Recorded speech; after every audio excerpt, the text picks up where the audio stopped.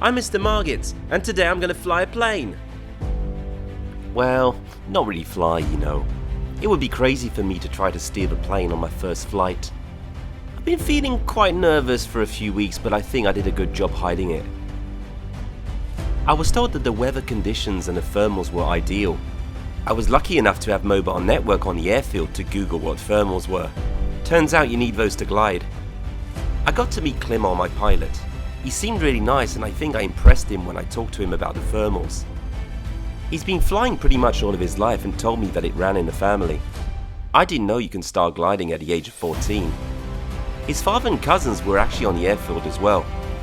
I really liked spending time with him talking about the flight to come. To be fair, I'd only stop trusting him if he asked me to wear a parachute. The first successful unpowered glider was built by British engineer George Cayley in 1853. To test it, he asked his loyal and probably terrified servant to fly it across a small valley before it eventually crash-landed.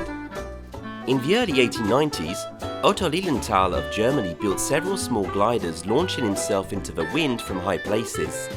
He had been fascinated by George Cayley's work and was convinced he would one day be able to fly long distances using his machines.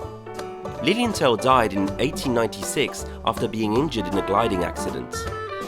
In the 1920s, gliding became a sport. Most of the competitions would test a pilot's ability to make use of the weather and their flying skills. Today, gliders are very efficient and can stay up for 5 to 7 hours. Fun fact, the world record for a two-seat glider is 70 hours. Hope I don't stay up for that long.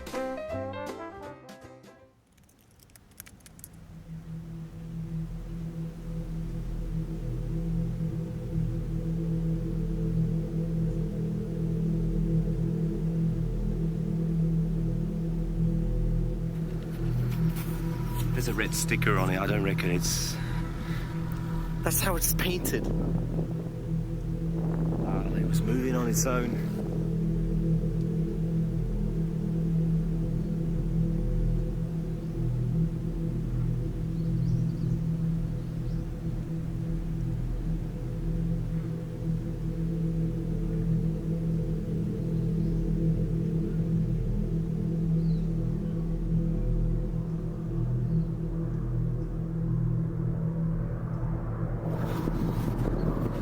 There's a hole here. No. I'm not gonna fit in this anyways. Yeah, your knees will be up to your chin.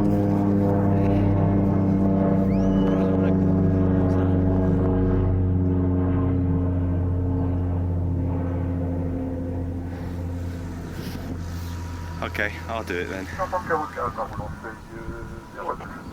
Parachute.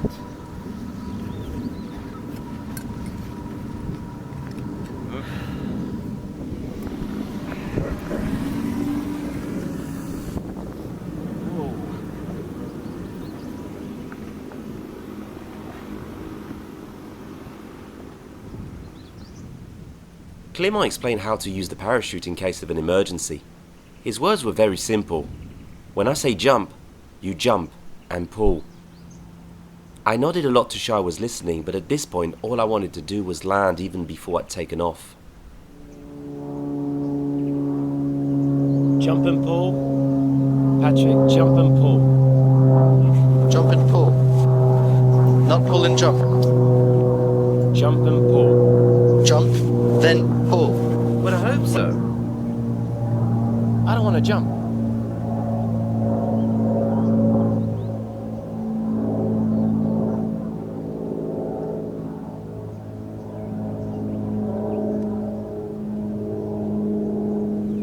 I'm not going to press any pedals. Perfect. It's your last chance if you want to do it. No. I hate planes. I didn't realise I was going to have to put a parachute on. What if it crashes? So pull and jump, yeah? Pull and jump. No, jump and pull. I don't know, I did this. It was up to you. Thanks, Patrick, thanks. You're welcome. I hope I'm paid too.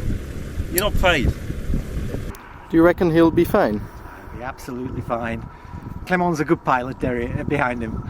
You think? Yeah. Okay. He just hasn't got to put up with any of his antics. Good luck to Mr. Margis.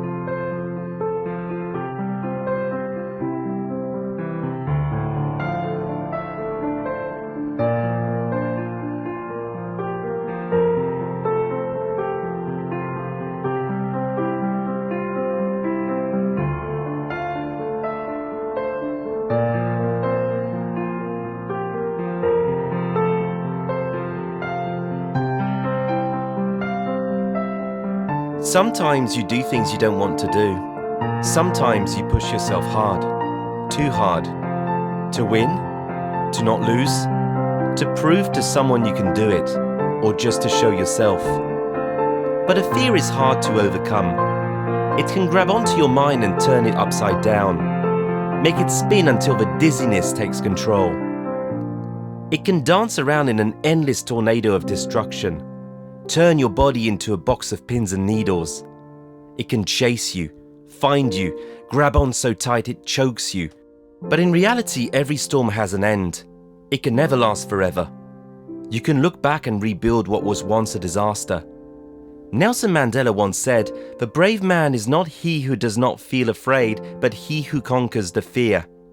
And if it doesn't work out for you, well, at least you tried, you know? At least you tried. And it really is all that matters.